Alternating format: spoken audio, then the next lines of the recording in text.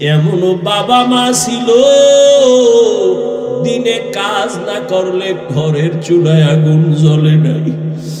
কত কষ্ট করে মা বাবা জীবনটা কাটাইছে রে সন্তান। মাঝে মাঝে মায়ের মনে চাইতো ফল খাবে, টাকার কারণে কিনতে পারে নাই। মাঝে মাঝে বাবার মনে চাইতো ইলিশ মাছ দিয়া খানা খাবে, টাকার অভাবে কিনতে পারে নাই। আজকে তুমি সন্তানের ঘরে ফলের অভাব নাই, ফ্রিজ ভরা তোমার মাছের অভাব নাই। কি লাভ হবে ওই ফল আর মাছ দিয়া? চাইলেও তো মা বাবারে আর খাওয়াইতে পারবা না। ওই মা বাবায় তো সাদা কাপড়ের প্যাকেট, ওই বাড়ির পেছনে বাগানে মাটির গর্তে পড়ে আছে রে বাবা। ওই মা বাবারে আর চাইলেও ফল দিতে পারবা না, মাছ দিতে পারবা না। তবে কপাল যদি খুলতে চাও বাবা, 2 ফোঁটা চোখের পানি পাঠায়া দাও। কান্না যদি না আসে, যদি ডানে বামে কোনো কান্নাওয়ালা গোলাম পাও, হাতটা বাড়াইয়া দোয়া নিও। কান্নাওয়ালার দোয়া খালি ফেরত যাবে না রে বাবা। ওই মা বাবার জন্য দোয়া করিও, চোখের পানি সারিও, গুনাহ কমাইয়া নেক আমল করিও। জীবনটা ধন্য হয়ে যাবে, মা বাবার খেদমতের কারণে আল্লাহ খুশি হয়ে যাবে। আল্লাহ বলেন, মানুষ তুমি বড় দুর্বল। আমি যখন দুনিয়াতে এসেই যাচ্ছি, হঠাৎ আম্মাজান বেহুশ হয়ে পড়ে গেছে। আমার দাদি আর নানি আমাকে ধরে পরিচ্ছন্ন করে আম্মুকে ডাক দিছে, এই দেখ কত সুন্দর গোলাপ। আম্মাজান এত কষ্টর মধ্যে বেহুশ, এত চোখের পানি ফালায়া কাঁদলেন, 7 আসমানের বোঝা মাথায় নিলেন। হঠাৎ আমার চেহারা দিয়ে তাকাইয়া মনে হয় মুহূর্তে আম্মাজানের কষ্ট সব শেষ হয়ে গেল। আম্মাজান আমাকে কোলে নিলেন। আমার দাদি নানি বলে, বাচ্চার কান্না বন্ধ করে দুধ দাও। আমারে দুধ দিছে, আমি খাইতে পারি না, গাল বেয়ে পড়ে গেছে। আল্লাহ কয়, দেখ আমি কত দুর্বল করে বানাইছি। অন্যদিকে তাকায় দেখ, একটা ছাগলের বাচ্চা দাঁড়ায় গেল। ডানে বামে সাহায্যকারী কেউ নাই। মায়ের দুধ কোথায় কেউ দেখায় দেয় না। ছাগলের বাচ্চা খুঁজা খুঁজা মায়ের ওলানে মুখ লাগায় দিছে। মায়ের ওলান দেখি শক্ত, দুধ আসে না। কাউকে গিয়া বলে না আমারে ঔষধ দাও।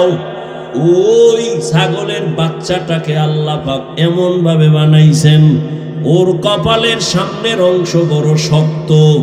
কাউকে জিজ্ঞাসাও করে নাই। ওই কপালের অগ্রভাগ দিয়া মায়ের ওলানে জোরে জোরে কয়েকটা আঘাত করা মাত্র ওলানটা নরম হয়ে গেছে। বাচ্চাটা মুখ লাগানো মাত্র দুধ ভেতরে চলে আসছে। একটু চিন্তা করো, একটা ছাগলের বাচ্চার কাছে তুমি আমি কেমন দুর্বল হয়ে পড়েছি। দুনিয়াতে মানুষের মতো দুর্বল কোন প্রাণী আল্লাহ বানান নাই। একটা পিপিলিকার কাছেও দুর্বল, একটা মশার কাছেও দুর্বল।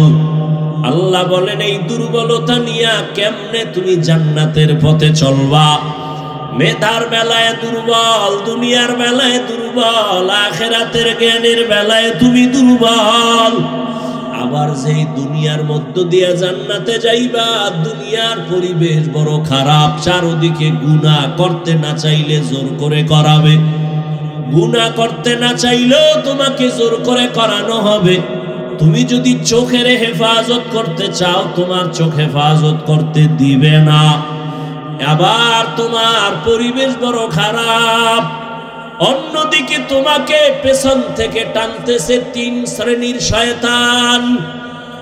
এক শয়তান হলো জিন শয়তান, আর এক শয়তান মানুষ শয়তান, আর এক শয়তান তোমার বডির ভেতরে নফস শয়তান। এত ঝামেলার মধ্যে বলো আমি দুর্বল কেমনে জান্নাতের পথে যাব? অন্যের সাহায্য ছাড়া চলা যাবেই না। এখন বলে তাহলে সাহায্য আমি কার কাছে চাইব? বলে তিনটা দুর্বলতা যার নাই তার কাছ থেকে সাহায্য চাইলেই পাইবা। এক নাম্বার দুর্বলতা নাই মানে তার পেছনে কোনো টান নাই। দুনিয়াতে যত মানুষের পেছনে টান, সামনে যত যেতে চাই পেছন থেকে আমার সন্তান ডাকে বাবা দাও, স্ত্রী বলে দাও, মা বলে দাও, বাবা বলে দাও, যত আগাতে চাই পেছনে তত টান। দুই নাম্বার দুর্বলতায় জমিনে যার অভাব নাই। দুনিয়াতে একটা মানুষও পাওয়া যাবে না যার অভাব নাই, বরং যার টাকা যত বেশি তার অভাব তত বড়। যত বড় লোক সব অভাবী। গরিবেরা যদি বড় লোকের কাজ না করেও ভঙ্গু, ও জনমের মতো ভঙ্গু। ওর খানা পাকায় দেয় কাজের লোক, কারণ বিয়া করছে চৌধুরী বংশের মাইয়া, পাক কইরা খাওয়াইতে পারবে না। আগুনের কাছে গেলে চেহারাটা ঝলসে যাবে, এই জন্য বউ দিয়া পাকায় না, কাজের মাইয়ার হাতের পাক খায়। কপাল কত সুন্দর, এমন কপাল আপন স্ত্রীর হাতের খানা কপালে নাই। ওরে আল্লাহর গোলাম, দুনিয়াতে অভাব ছাড়া কেউ নাই। তিন নাম্বারে যার কোনো স্বার্থ নাই। দুনিয়াতে খুঁজে দেখলাম স্বার্থ ছাড়া কোনো মানুষ নাই। অভাব নাই, স্বার্থ নাই, পেছনে টান নাই, এমন কোনো মানুষ নাই। তবে হ্যাঁ, একজনই মাত্র পাবো যার তিনটা দুর্বলতা নাই, পেছনে টান নাই, স্বার্থ নাই, অভাব নাই। তিনি হলেন একমাত্র আমার আল্লাহ। ইয়া আইয়ুহান নাস আনতুমুল ফুকারাউ ইলাল্লাহ ওয়াল্লাহু হুয়াল গানিয়্যুল হামিদ।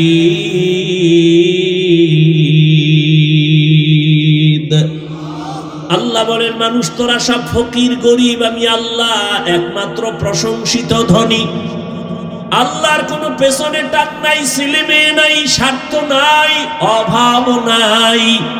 ওই আল্লাহর কাছে চাইলেই আল্লাহর বান্দা পেয়ে যাবে, কিন্তু চাওয়ার লাইন মতো চাও, লাইন ছাড়া চাইলে হবে না। বলে কেমন লাইন? এক, ধৈর্যের মাধ্যমে চাও। দুই, নামাজের মাধ্যমে চাও। আজ আমাদের ধৈর্য নাই, নামাজেরও খবর নাই। ওরে আল্লাহর গোলাম, ও যুবক বাবারা, আমি শুরু থেকেই তো তোমাদের বলতেছি, তুমি স্কুলে পড়ো আলহামদুলিল্লাহ, বাধা নাই। চাকরি করো, বাধা নাই। ওখানে থাইকা আল্লাহর হুকুম মতো আগাও। তোমার মতো যুবক স্কুল কলেজে পড়িয়াও তো পারো নামাজ পড়তে, কেন তুমি পড়ো না? ও পর্দার আড়ালের আম্মা জান বোনেরা, আপনার মতো কত মা পর্দা করে, স্বামীর মাল হেফাজত করে, মোবাইলে চরিত্র বিক্রি করে না, নামাজ ছাড়ে না, আপনি কেন পারবেন না? ও যুবক বাবারা, বৃদ্ধ বাবাজি, এখনো সময় আছে তওবা করার। জীবনে তো গুনাহ কম করেন নাই, এখনো আল্লাহর কাছে তওবা করেন। মনে মনে যদি বলতে পারেন, হে মালিক, জীবনে শয়তানের ধোকায় পড়ে গুনাহ করেছি, মনে হয় জানো গুনার কারণে আমার হাত না পাক, আমার চোখ না পাক, জিহ্বা না পাক, অন্তর না পাক। এ গুনাহ নিয়ে কবরে যেতে চাই না রে আল্লাহ। দুনিয়াতে একটা মশার কামড় সইতে পারি না, কবরে গুনাহ নিয়ে গেলে আযাব কেমনে সহ্য করব? তওবা করে নিলাম রে মালিক, মরিয়া গেল আর নামাজ ছাড়বো না, দাড়ি কাটবো না, বেপরদায় চলবো না। ও আমার বাবাজিরা, ও পর্দার আড়ালের মা বোনেরা, ও যুবক, যদি তওবা করার মতো অন্তর তৈরি হয়, মনে মনে আল্লাহকে বলো, ও আল্লাহ, তুমি তো রিজিকের মালিক, হায়াতের মালিক, সম্মানের মালিক। মরিয়া যাই আর বেঁচে থাকি, আর কোনোদিন চাকরি করি, ব্যবসা করি, তোমাকে ভুলবো না। উলামায়ে কেরামের পরামর্শ নিয়ে নবীর তরিকায় চলবো, মা বাবার দোয়া নিয়া, মুরব্বী শিক্ষকদের দোয়া নিয়া চলবো, আর গুনাহ করব না।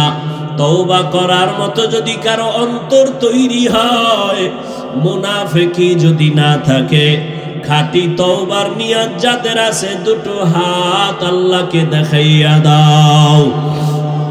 আয় আল্লাহ আমাদের হাতগুলো কবুল করে নেন।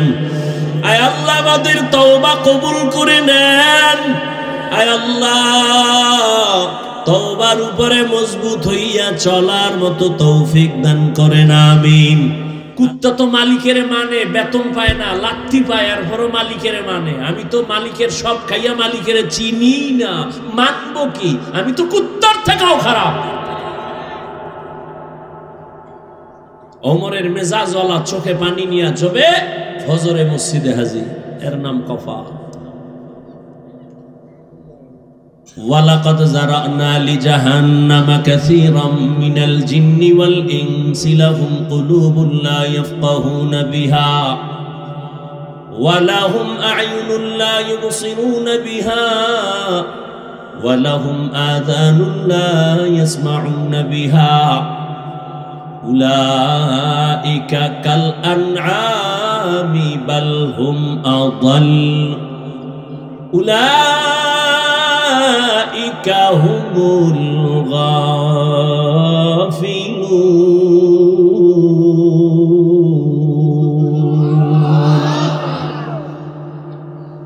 আল্লাহ বলেন অধিকাংশ মানুষ জাহান্নামে যাবে। কম না বেশি? অধিকাংশ মানুষ জাহান্নামে যাবে। কারণ আমি আল্লাহ তাদেরকে একটা কলব দান করেছি, ফিকির করবে, গবেষণা করবে, করে না। আমি আল্লাহ চক্ষু দিছি দেখার জন্য, দেখে না। আমি আল্লাহ কান দিছি শোনার জন্য, শুনে না।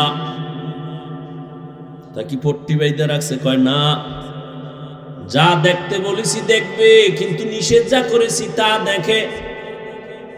এ দুটো চোখ দিয়া মা দেখবে সওয়াব, এ দু চোখ দিয়া বাবার চেহারা দেখবে সওয়াব,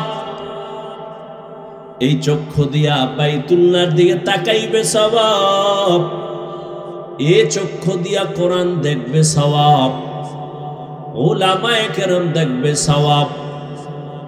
কিন্তু না, আমার দেওয়া চক্ষু দুইটা দরওয়াজা জানালা বন্ধ করার পর সারাটা রাত মোবাইলের দিকে তাকায়া কবিরা গুনাহ দেখছে, কবিরা গুনাহ, কবিরা গুনাহ।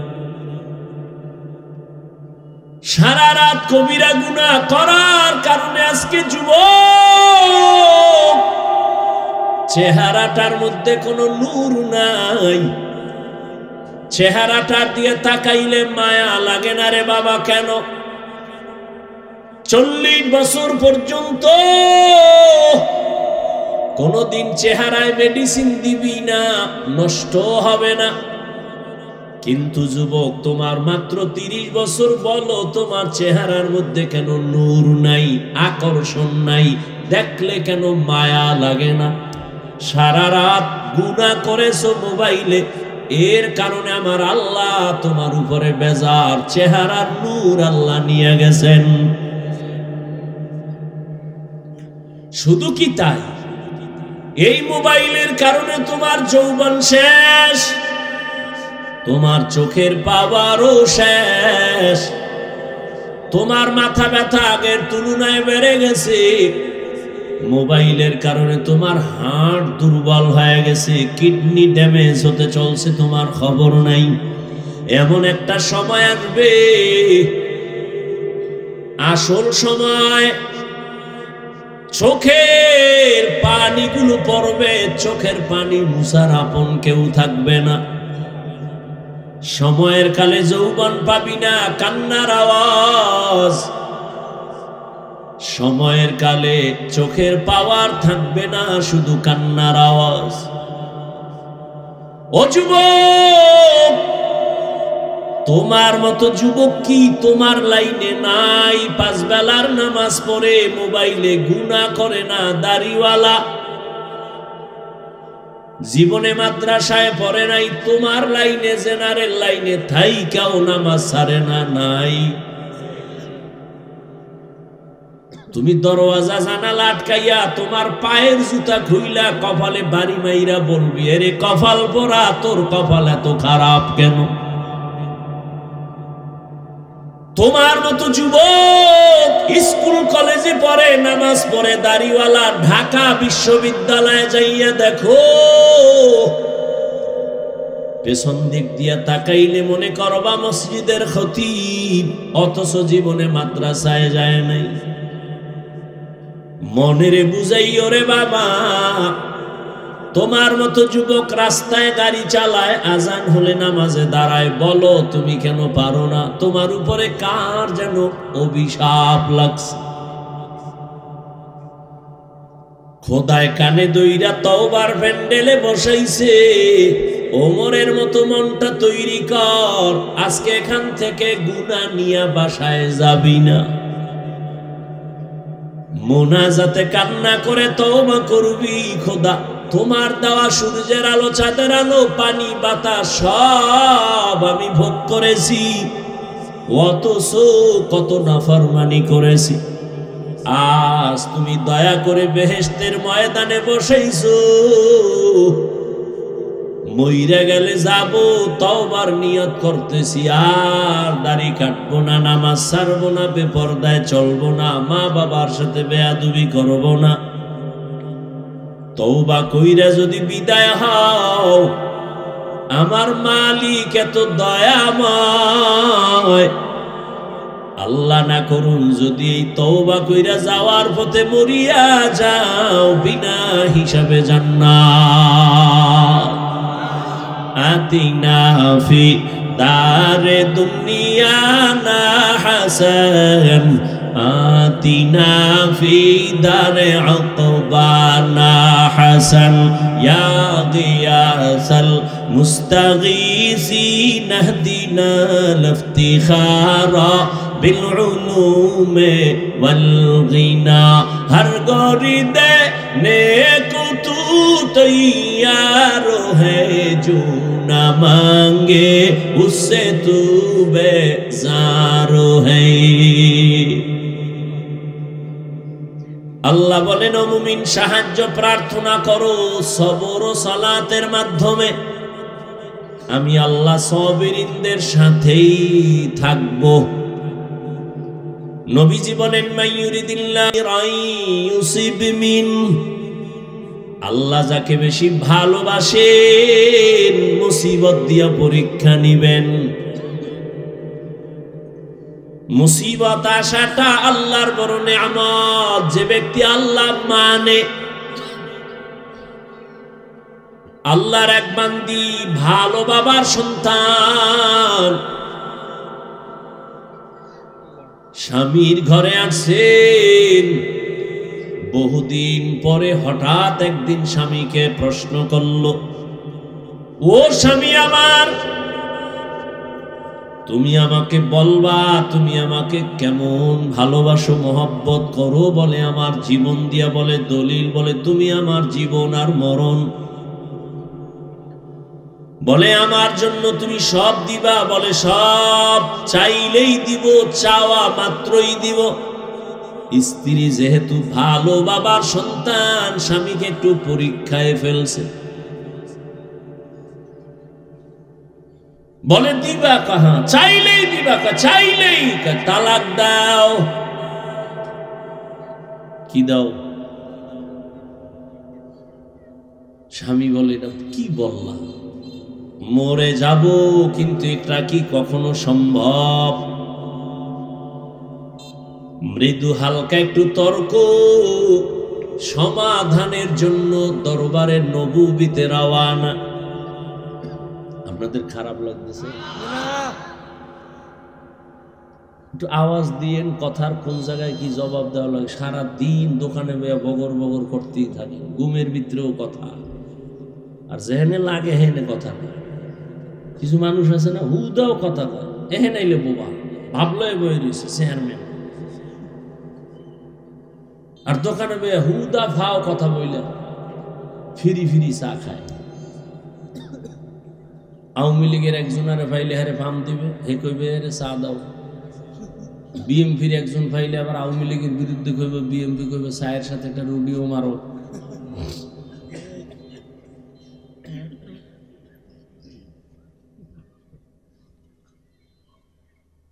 স্বামী আর স্ত্রীর মাঝে মৃদু তর্ক, মোহাব্বতের তর্ক। কি তর্ক? মোহাব্বতের। আপনারা কি আরে স্বামী আর স্ত্রী ঝগড়া করে, গালি দেয়, সন্তান মাঝখানে বয়া বয়া শিখে। কি আদর্শ মা বাপ! আর এখন তো ফ্রি মাইন্ড আর ডোন্ট মাইন্ড। এখন আর আপনি আপনি নাই, নাম ধরে ডাকে। স্বামীরে নাম ধরে বিবি ডাকে, হৃদয় শুনে যা, নাম ধরে ডাকে, ফ্রি মাইন্ড। আবার হৃদয় ম্যাডামের নাম ধরে ডাকে, বেবি শুনো। আল্লাহর মায়ের দুনিয়ার ভাই দিছি একটা ছেলে সন্তান। এইটা দীর্ঘদিন শুনতেছে, একজনে আর একজনের কয় হৃদয়, কেউ কয় বেবি। ছেলেও ডাক দিছে, এই হৃদয় টাকা দে। মায়ের ডাক দিয়া কয় বেবি খানা দে। আব্বু বলে না, আম্মু বলে না, উপায় কি? ঘটকের ডাক দিয়া কয় কপাল খারাপ। ছেলে আব্বু ডাকে না, আম্মু ডাকে না, কলিজা ছিঁড়ে যায়। কি করার? কয় শিখাই শুনি। কয় না, উপায় কি? ডোন্ট মাইন্ড আর ফ্রি মাইন্ডে জুতার বাড়ি। আর কি করবি? ছেলেটারে মাঝখানে বসাইয়া স্বামী আর স্ত্রী একজনে আর একজনারে আব্বু আম্মু কাওয়ার রিহার্সাল দে। একবার বউরে তুই কা আম্মু, বউ কইবে স্বামীরে আব্বু। এটা শিখা, নাইলে উপায় কি? নাইলে জুতা দিয়া কপালে বাইরা। ফ্রি মাইন্ডের ফলাফল লই আলা। মিছা কইতেছি? ঘরের এক রুমের মধ্যে মা বাবা মোবাইল চালায়, আর অন্যদিকে সন্তানের মোবাইল দিছে, ও আর এক রুমে মোবাইল চালায়। মোটামুটি পুরা বাড়িটার মধ্যে সারা রাত কবিরা গুনার প্র্যাকটিস চলে। মা বাবা ছুরি সারা গলাটারে জবাইয়ের রাস্তায় নিয়ে এবার তাবিজ নিয়ে দৌড়ায়, হুজুর একটা তাবিজ দেন। সন্তান কথা শুনে না। কত বাচ্চারে মা বাবা মোবাইল দিছে, এখন আর বাচ্চা মাও বলে না, বাবাও বলে না, বোবা বোবা ভাব, কথাই বলে না। একজনে কয় হুজুর একটু তেল ভরা পানি ভরা দিবেননি। আমি বললাম জুতা ভরা দিলেও কাজ হবে না। जिंदगी में बंदगी तू कर नहीं, जिंदगी में बंदगी तू कर नहीं, जिंदगी बे बंदगी शर्मिंदा है, जिंदगी बे बंदगी शर्मिंदा है। यहाँ हम सब मुसाफिर दिल ना लगा,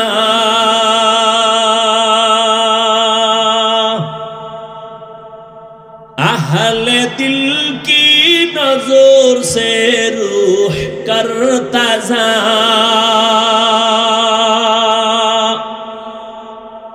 यहाँ हम सब मुसाफिर दिल ना लगा,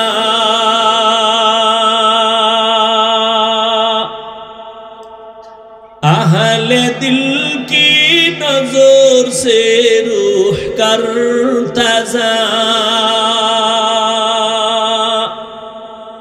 शाह दौलत सब फकीर घर नेक नहीं, शाह दौलत सब फकीर घर नेक नहीं, जिंदगी में बंदगी तू कर नहीं,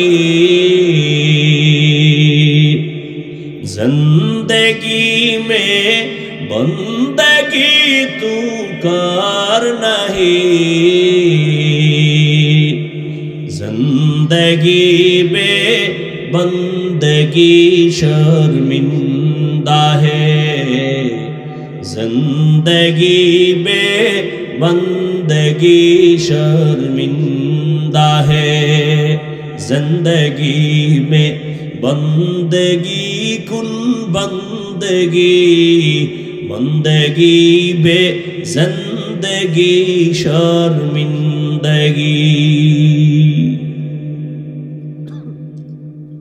নবীজি বলেন আল্লাহ যাকে পছন্দ করেন তাকে আল্লাহ পরীক্ষা নেবেন মুসিবতের দ্বারা। স্বামী আর স্ত্রী যখন তালাক চাইছে, স্বামী বলে দেওয়া হবে না, বলে ওয়াদা দিছো চাইলেই দিবা, এখন কেন দিবা না, চলো সমাধানের জন্য রহমতের নবীর দরবারে। নুজহাতুল মাজালিস নামক কিতাবে সবরের বয়ানে ঘটনা আছে। হঠাৎ রাস্তার মাঝে গিয়া স্বামী বেচারা পড়ে গিয়া পাও ভেঙ্গে গেল, চিৎকার দেয় আমাকে ধর। চোখ বেয়ে পানি পড়ছে, আমি সহ্য করতে পারি না ব্যথা, আমাকে ধরো, ও মালিক আমারে মাফ করো। স্ত্রী কয় নবীর দরবার বাদ, চলো বাড়ি চলো।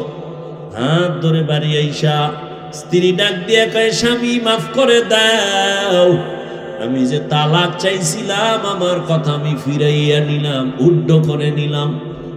স্বামী বলে চাইলা কেন, চাওয়ার পরে ফিরাইলা কেন? তুমি কি নবীর হাদিস শোনো নাই? রহমতের নবী বলছেন আল্লাহ যাকে মোহাব্বত করবেন তাকে মুসিবত দিয়ে পরীক্ষা নিবেন। আমি তোমার ঘরে কত বছর সংসার চালাইলাম, কোনদিন একটা মুসিবত দেখি নাই। যেখানে আল্লাহর মুসিবত আসে না বান্দার উপর, ওখানে রহমত থাকে না, আল্লাহর মোহব্বতের নজরও পড়ে না। যেখানে আল্লাহর রহমতের নজর নাই, মুসিবত নাই, ওখানে আমিও নাই। তালাক চাইছি কিন্তু রাস্তার মাঝে হঠাৎ তুমি পড়েছো, পা ভেঙ্গেছে, এক মুসিবত, তুমি আল্লাহরে ডাকছো, চোখের পানি চলে আসছে। এবার আমি ভাবলাম আল্লাহর কুদরতি মোহাব্বতের নজর আসছে, রহমত আসছে, মুসিবত আসছে। যেখানে রহমত আছে আমিও সেখানে আছি। আতিনা ফি দার দুনিয়া না হাসান, আতিনা ফি দার উকবা না হাসান, ইয়া গিয়াসাল মুস্তাগীসিন ইহদিনা লিফতিখারা বিল উলুমি ওয়াল গিনা। আল্লাহ বলেন সাহায্য প্রার্থনা করো। কথাটা কোনো বেঈমানকে বলেন নাই, মুমিনকে বলেছেন। প্রশ্ন, আল্লাহ মুমিনকে কেন বলেছেন, বেঈমানকে বলেন নাই কেন? এর একমাত্র সংক্ষিপ্ত জবাব, জান্নাত শুধু মুমিন পাবে, কোনো বেঈমান কখনো জান্নাত পাবে না। জান্নাত কারা পাবে? এই বয়ান শেষ, বক্তব্য শেষ, বাকি শুধু হাত দুইটা উঠাবো, মোনাজাতটা দিব, আর হাত যদি উঠাইয়েই ফালাই চিল্লাইলো আর 1 বছর আগে দেখা হবে না, মোনাজাতের হাতও আর নামবে না। কষ্ট কইরা কথা বলতেছি, ঝামেলা কইরা মোনাজাতটা দেওয়ায় দিলে কিন্তু আর শেষ, কপাল নিজেরটাও গেল, আমারটাও গেল। ধৈর্যের সাথে যদি শুনেন তাহলে আমি বলতেছি, বলতে থাক। মাওলা চাইলে হবে, বান্দা চাইলে হবে। এনে ঘুমায় বয়ে, কেউ বাদাম খায়, 2 ঘন্টা বাদাম খাইলে পেট ভরবো, না খাইলে মরবেন। তো হজের ভ্যান্ডেলে খাওয়ান কেন? এখানে যদি গুনার চিন্তা করে ভাবেন আল্লাহ আমি মাপ পাইলাম নি, সে খানার দিকে তাকায় কখন, মোবাইল নিয়ে ব্যস্ত হয় কখন। এই মোবাইল নিয়ে যারা ব্যস্ত এগো কলবের দরজা বন্ধ। কপাল খারাপ, কি করা। 24টা ঘন্টা মোবাইল নিয়ে মরে। আল্লাহ নিয়ে এসে একটা বেহেশতের বাগানে, হ্যাঁ না ইয়াও মোবাইল খুইলা দেখাইতেছে, হুজুর চিনেন নি আমার, আমি বিদেশি মোবাইলওয়ালা। কেমনে কইলে যে আপনাদের বুঝ আসবে, আমার সে ভাষা নাই। নিজের অপরাধী মনে হয়। ওই যে শুরুতে বলছিলাম, মানুষ অন্যায়ের উপরে চলতে চলতে এমন হইছে এখন সত্যটা বললে মনে করে এইটা অন্যায়। হ্যাঁ ঠিক। কেন আপনি মোবাইল হাতে নিছেন কি যুক্তিতে আমাকে বলেন তো, একটা যৌক্তিক জবাব আমাকে দেন তো, যে হাফিজ ভাই এই কারণে মোবাইল ওয়াজের প্যান্ডেলে হাতে নিছি, যৌক্তিক জবাব দেন তো। আমি আপনার কপালে চুমা খাবো। আপনি আকাম ছাড়া কিছু করতেছেন, বুদ্ধি খাটায় জবাব দিবেন এতটুকু যে হুজুর আমি আপনার ভক্ত, রেকর্ড করি, ছবি উঠাই। আপনি জ্ঞান খাটায় বলেন তো 200 হাত দূরে বয়ে মোবাইলটা ধরলে ছবি সুন্দর হবে, কথা হয় না, রেকর্ডিং ভালো হবে। বরং আপনার ওই কাজটা নিখুঁতভাবে মিডিয়াওয়ালারা করতেছে না। তা আপনার বয়ান প্রয়োজন হইলে সকালবেলা ডাউনলোড করে নিয়ে যাবেন। এতদূর বুদ্ধি না থাকলে কচু গাছ খুঁজেন। আপনি বেঁচে আছেন কেন? এই বুদ্ধিটা মাথায় নাই, দেখাইতেছেন মোবাইল। আর মোনাজাতের পরে যদি মোবাইল জিনে নিয়ে যায়, তা আমও গেল সালাও গেল, কচু গাছ খুঁজেন। পাগল হয়ে গেছে মোবাইল নিয়ে, ছবি ছবি ছবি। বাথরুম তে বাইরে দিই, হ্যাঁ নো মোবাইল ধরে নিয়েছে। আমি ভিতরে আইলি না কেন? বেয়াদব।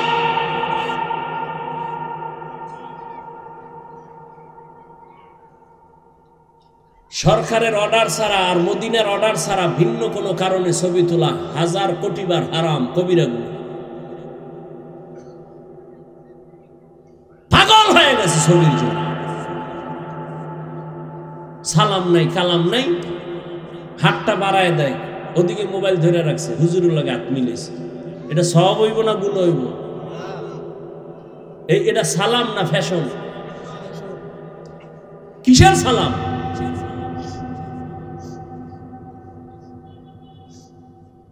পাও ধরে যদি হিন্দুরে বুঝাইতাম না, সবটি মদিনার পাগল হয়ে যেত। মুসলমানদেরই খোদায় পারে না, আমি কেমনে পারবো? এত বড় মহামারী দিয়েও দাড়ি উড়াইতে পারে নাই। করোনা দিছে, এরপরও মদখোর মদ ছাড়ে না।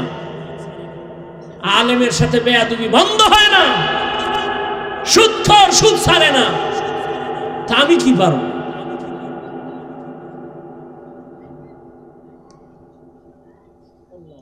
হজে আইছে, একটা বেলুন কিনছে। বেলুন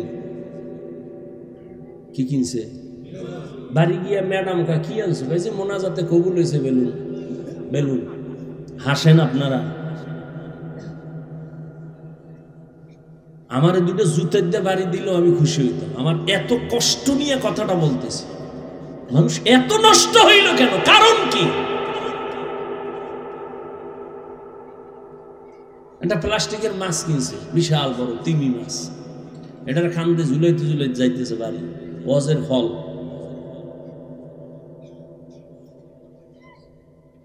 ঘুমের মধ্যে ঠাডা পড়তো, খালি মোহাম্মদের উম্মত হইছে, এই জন্য বাইসা গেল। মোহাম্মদের উম্মত না হইলে ঘুমের থেকে উঠাতে একটা চেহারা কুত্তার মতো হয়ে গেছে, শুকরের মতো হয়ে গেছে। মোহাম্মদের উম্মত হয়ে সারলা। কপাল খারাপ, চিনলা না সে মোহাম্মদ নবীকে।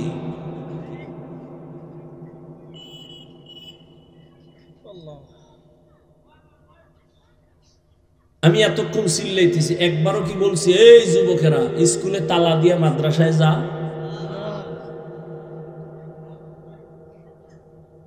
আর কেমনে বুঝাইলে এ জাতি দিনের পথে আসবে? কই আমার দলের দিকে ডাকি নেই তো, আমার দলই নাই, আবার ডাকমুখী।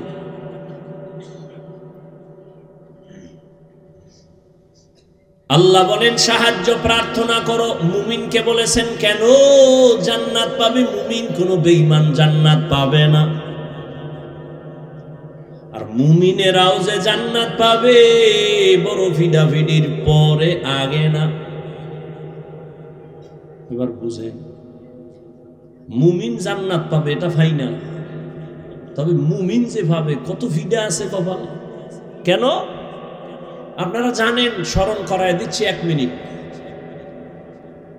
রহমতের নবী বলেছেন, আমার আগে একদল চালাক উম্মত ছিল বনি ইসরাইল, এরা এত চালাক, নিজেদের মধ্যে হিংসার দ্বন্দ্ব করিয়া করিয়া দলে দলে দলে দলে ভাগ হয়ে 72 দল হয়েছিল। আমার উম্মত আরো চালাক, আমার উম্মতের মধ্যে আরো একটা দল বেড়ে যাবে। কয় দল হবে টোটাল? কুল্লুহুম ফিন্নার, সব জাহান্নামে যাবে, ইল্লা মিল্লাতান ওয়াহিদা, এক দল জান্নাতে যাবে। ক্বালু মান হিয়া ইয়া রাসূলুল্লাহ, সাহাবায়ে কেরাম বললেন, ইয়া রাসূলুল্লাহ, যেই দলটা জান্নাতে যাবে তাদের পরিচয় কি? রহমতের নবী বলেন, মা আনা আলাইহি ওয়া আসহাবি। নবী যদি বলতেন আমি মুহাম্মদের আদর্শ যারা মানবে জান্নাতি, যথেষ্ট ছিল। কিন্তু নবী এতটুকু বলেন নাই। নবী বলেন আমি মুহাম্মদ আর আমার সাহাবায়ে কেরাম যে আদর্শের উপরে আছে, এই আদর্শ মানিয়া যারা চলবে তারা জান্নাতে যাবে। অতএব এখন ভালো করে শুনেন, দুনিয়ার মধ্যে যারা বলে আমি মুহাম্মদ নবী মানি, সাহাবা মানি না, তাদেরকে ভেবে নাও তারা মুসলমান ঠিক, তবে 72 দল জাহান্নামীদের অন্তর্ভুক্ত। আর একটা পয়েন্ট এখানে আপনারা হয়তো শুনেন নাই, শুনে থাকলে আবার শুনেন। 72 দল জাহান্নামে যাবে। এই যে 72 দল জাহান্নামী, এখানে কোনো হিন্দু নাই, বৌদ্ধ নাই, খ্রিস্টান নাই, ইহুদি নাই, সব মুমিন আর মুসলমান। এই যে 72 দল জাহান্নামী, এরা কি বিধর্মী?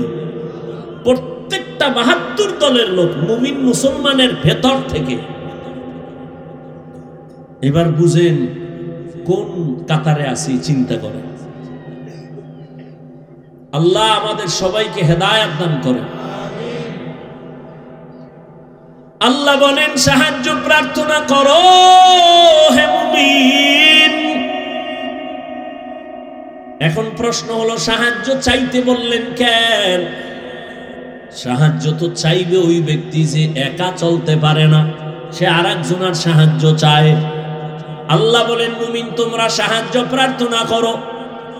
কেন সেই প্রশ্নটা 1 মিনিটে বলবো, বুঝেন। নাম্বার 2, সাহায্য যদি প্রয়োজন হয় কার থেকে আমরা চাইবো সেটাও আমাদের ফয়সালার বিষয়।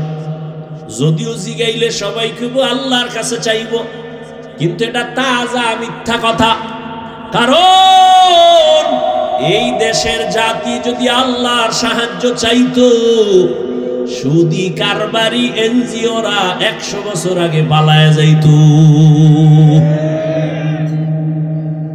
বরং এখন এনজিও আরো জেতা হয়ে গেছে। 20 বছরে যে গর্তের মধ্যে ছিল, এখন স্বাধীন হওয়ার পরে তাজা, কি তাজা হয়ে গেছে সব এনজিও। আল্লাহ হেদায়েত দান করে।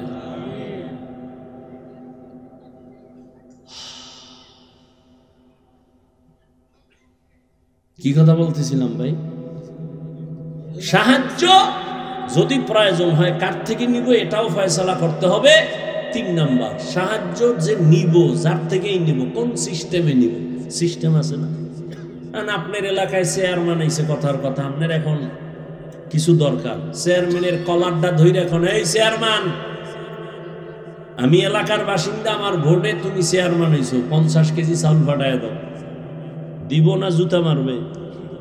বল 50 কেজি কেন, 50 বস্তা দিব, নিয়ম অনুযায়ী চাও। সাহায্য চাইবো কেন? প্রথম প্রশ্ন, কেন সাহায্য চাইবো? সাহায্য তো ওই ব্যক্তির প্রয়োজন যে একা চলতে পারে না।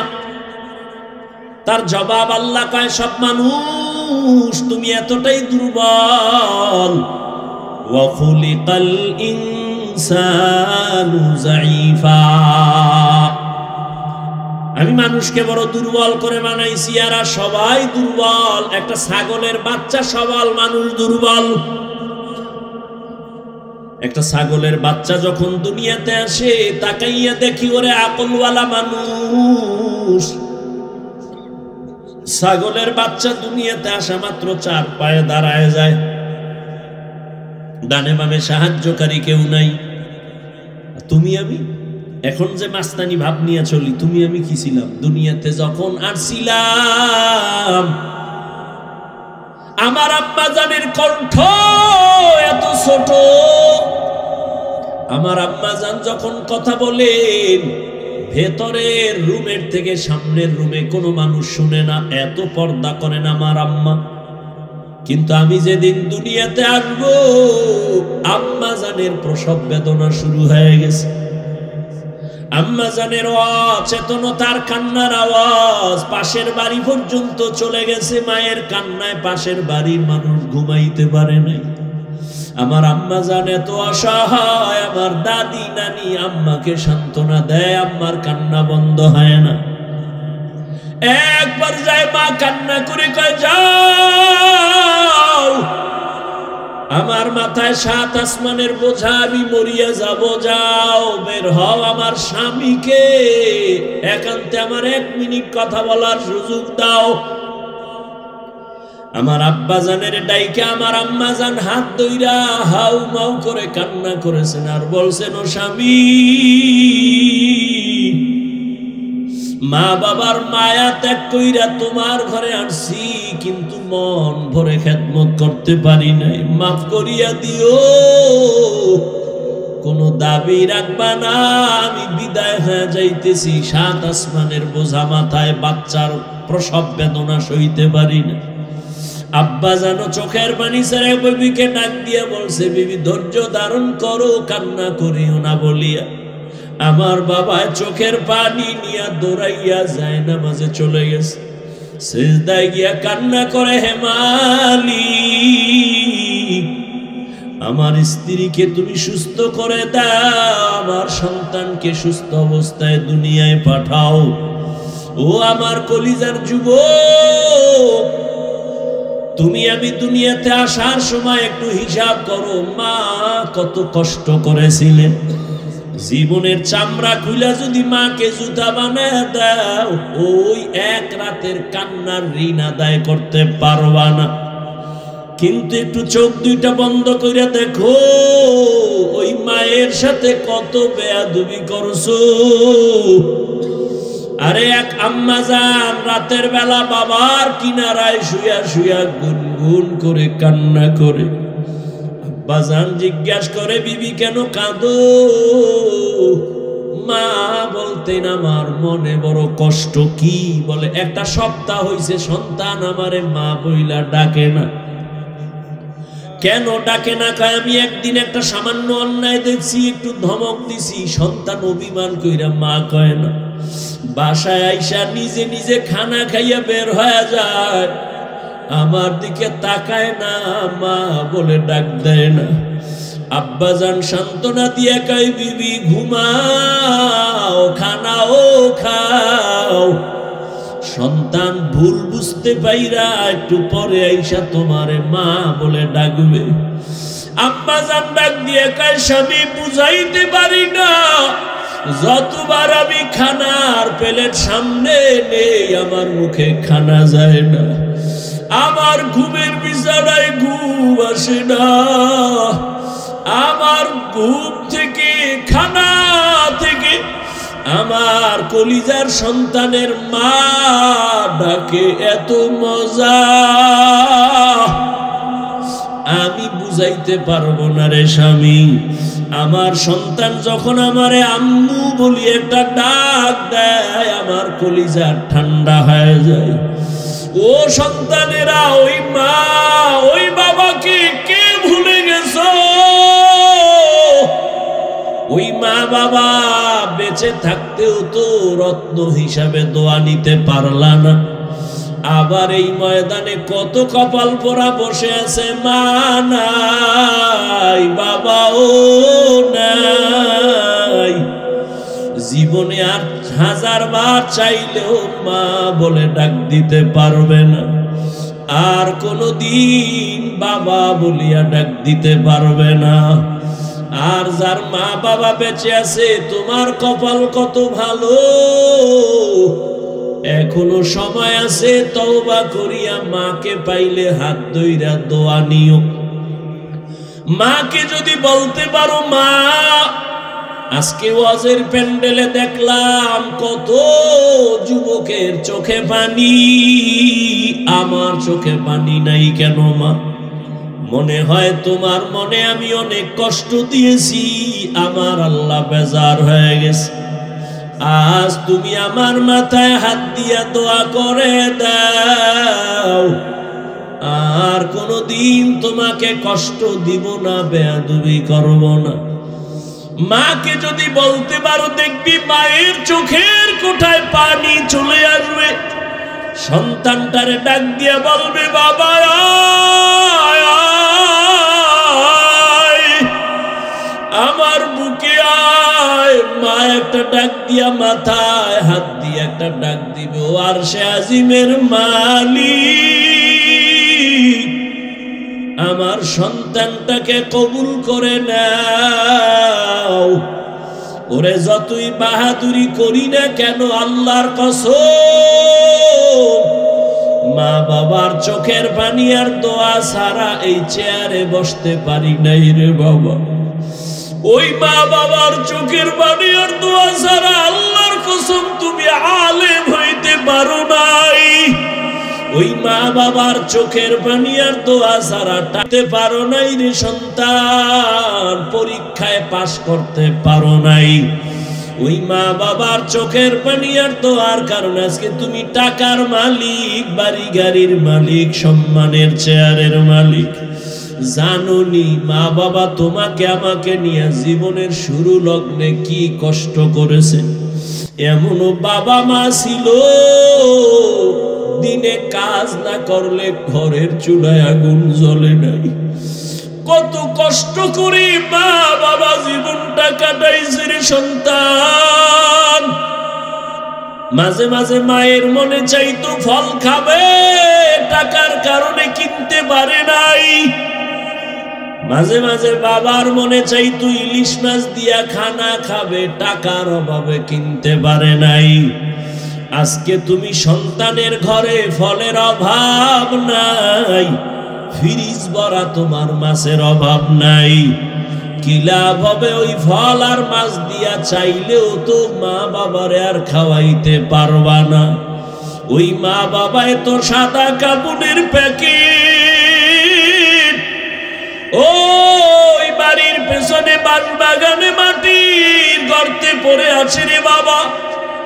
ওই মা বাবারে আর চাইলেও ফল দিতে পারবা না, মাছ দিতে পারবা না। তবে কপাল যদি খুলতে চাও বাবা, 2 ফোঁটা চোখের পানি পাঠায়া দাও। কান্না যদি না আসে, যদি ডানে বামে কোনো কান্নাওয়ালা গোলাম পাও, হাতটা বাড়াইয়া দোয়া নিও। কান্নাওয়ালার দোয়া খালি ফেরত যাবে না রে বাবা। ওই মা বাবার জন্য দোয়া করিও, চোখের পানি সারিও, গুনাহ কমাইয়া নেক আমল করিও। জীবনটা ধন্য হয়ে যাবে, মা বাবার খেদমতের কারণে আল্লাহ খুশি হয়ে যাবে। আল্লাহ বলেন, মানুষ তুমি বড় দুর্বল। আমি যখন দুনিয়াতে এসেই যাচ্ছি, হঠাৎ আম্মাজান বেহুশ হয়ে পড়ে গেছে। আমার দাদি আর নানি আমাকে ধরে পরিচ্ছন্ন করে আম্মুকে ডাক দিছে, এই দেখ কত সুন্দর গোলাপ। আম্মাজান এত কষ্টর মধ্যে বেহুশ, এত চোখের পানি ফালায়া কাঁদলেন, 7 আসমানের বোঝা মাথায় নিলেন। হঠাৎ আমার চেহারা দিয়ে তাকাইয়া মনে হয় মুহূর্তে আম্মাজানের কষ্ট সব শেষ হয়ে গেল। আম্মাজান আমাকে কোলে নিলেন। আমার দাদি নানি বলে, বাচ্চার কান্না বন্ধ করে দুধ দাও। আমারে দুধ দিছে, আমি খাইতে পারি না, গাল বেয়ে পড়ে গেছে। আল্লাহ কয়, দেখ আমি কত দুর্বল করে বানাইছি। অন্যদিকে তাকায় দেখ, একটা ছাগলের বাচ্চা দাঁড়ায় গেল। ডানে বামে সাহায্যকারী কেউ নাই। মায়ের দুধ কোথায় কেউ দেখায় দেয় না, ছাগলের বাচ্চা খুঁজা খুঁজা মায়ের ওলানে মুখ লাগায় দিছে। মায়ের ওলান দেখি শক্ত, দুধ আসে না। কাউকে গিয়া বলে না আমারে ঔষধ দাও। ওই ছাগলের বাচ্চাটাকে আল্লাহ পাক এমন ভাবে বানাইছেন, ওর কপালের সামনের অংশ বড় শক্ত, কাউকে জিজ্ঞাসাও করে নাই। ওই কপালের অগ্রভাগ দিয়া মায়ের ওলানে জোরে জোরে কয়েকটা আঘাত করা মাত্র ওলানটা নরম হয়ে গেছে। বাচ্চাটা মুখ লাগানো মাত্র দুধ ভেতরে চলে আসছে।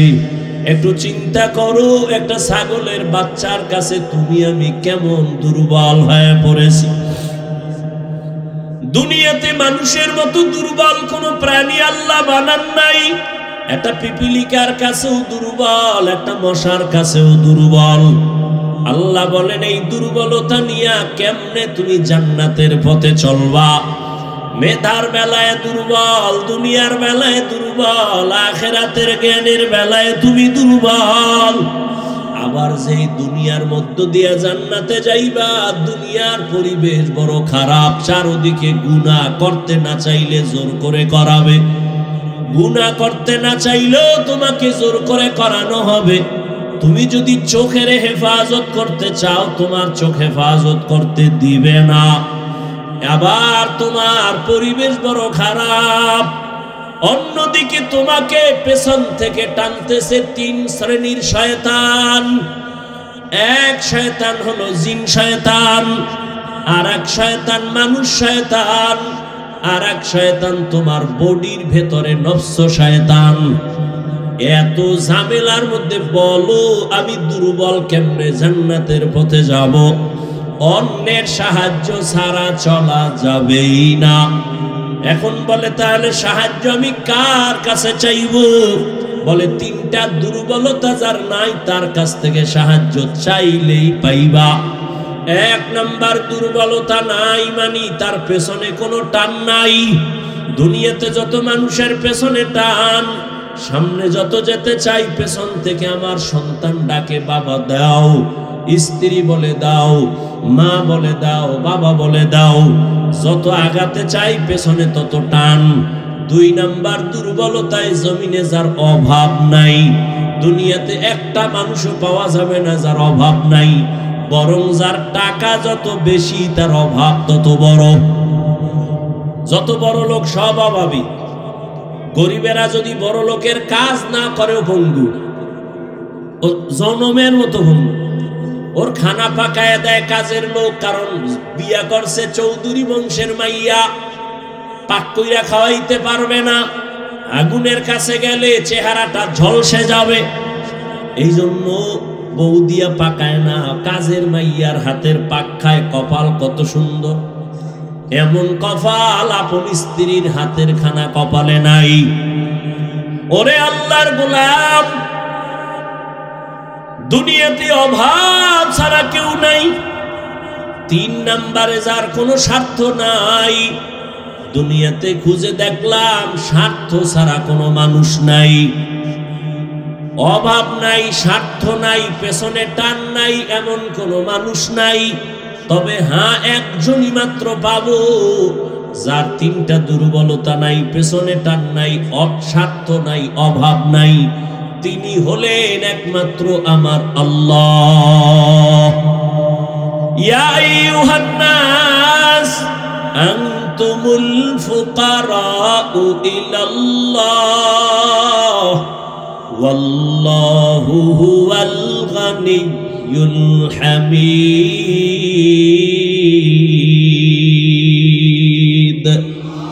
আল্লাহ বলেন মানুষ তোরা সব ফকির গরিব, আমি আল্লাহ একমাত্র প্রশংসিত ধনী। আল্লাহর কোনো পেছনে টান নাই, ছেলে মেয়ে নাই, স্বার্থ নাই, অভাব নাই। ওই আল্লাহর কাছে চাইলেই আল্লাহর বান্দা পেয়ে যাবে, কিন্তু চাওয়ার লাইন মতো চাও, লাইন ছাড়া চাইলে হবে না। বলে কেমন লাইন? এক, ধৈর্যের মাধ্যমে চাও। দুই, নামাজের মাধ্যমে চাও। আজ আমাদের ধৈর্য নাই, নামাজেরও খবর নাই। ওরে আল্লাহর গোলাম, ও যুবক বাবারা, আমি শুরু থেকেই তো তোমাদের বলতেছি, তুমি স্কুলে পড়ো আলহামদুলিল্লাহ, বাধা নাই, চাকরি করো বাধা নাই, ওখানে থাইকা আল্লাহর হুকুম মতো আগাও। তোমার মতো যুবক স্কুল কলেজে পড়িয়াও তো পারো নামাজ পড়তে, কেন তুমি পড়ো না? ও পর্দার আড়ালের আম্মা জান বোনেরা, আপনার মতো কত মা পর্দা করে, স্বামীর মাল হেফাজত করে, মোবাইলে চরিত্র বিক্রি করে না, নামাজ ছাড়ে না, আপনি কেন পারবেন না? ও যুবক বাবারা, বৃদ্ধ বাবাজি, এখনো সময় আছে তওবা করার। জীবনে তো গুনাহ কম করেন নাই, এখনো আল্লাহর কাছে তওবা করেন। মনে মনে যদি বলতে পারেন, হে মালিক, জীবনে শয়তানের ধোকায় পড়ে গুনাহ করেছি, মনে হয় জানো গুনার কারণে আমার হাত না পাক, আমার চোখ না পাক, জিহ্বা না পাক, অন্তর না পাক, এ গুনাহ নিয়ে কবরে যেতে চাই না রে আল্লাহ। দুনিয়াতে একটা মশার কামড় সইতে পারি না, কবরে গুনাহ নিয়ে গেলে আযাব কেমনে সহ্য করব? তওবা করে নিলাম রে মালিক, মরিয়া গেল আর নামাজ ছাড়বো না, দাড়ি কাটবো না, বেপরদায় চলবো না। ও আমার বাবাজিরা, ও পর্দার আড়ালের মা বোনেরা, ও যুবক, যদি তওবা করার মতো অন্তর তৈরি হয়, মনে মনে আল্লাহকে বলো, ও আল্লাহ, তুমি তো রিজিকের মালিক, হায়াতের মালিক, সম্মানের মালিক। মরিয়া যাই আর বেঁচে থাকি, আর কোনোদিন চাকরি করি, ব্যবসা করি, তোমাকে ভুলবো না। উলামায়ে কেরামের পরামর্শ নিয়ে নবীর তরিকায় চলবো, মা বাবার দোয়া নিয়া, মুরব্বী শিক্ষকদের দোয়া নিয়া চলবো, আর গুনাহ করব না। তওবা করার মতো যদি কারো অন্তর তৈরি হয়, মুনাফিকি যদি না থাকে, খাঁটি তওবার নিয়ত যাদের আছে, দুটো হাত আল্লাহকে দেখাইয়া দাও। আয় আল্লাহ, আমাদের হাতগুলো কবুল করে নেন। আয় আল্লাহ, আমাদের তওবা কবুল করে নেন। আয় আল্লাহ, তওবার উপরে মজবুত হইয়া চলার মতো তৌফিক দান করেন, আমিন।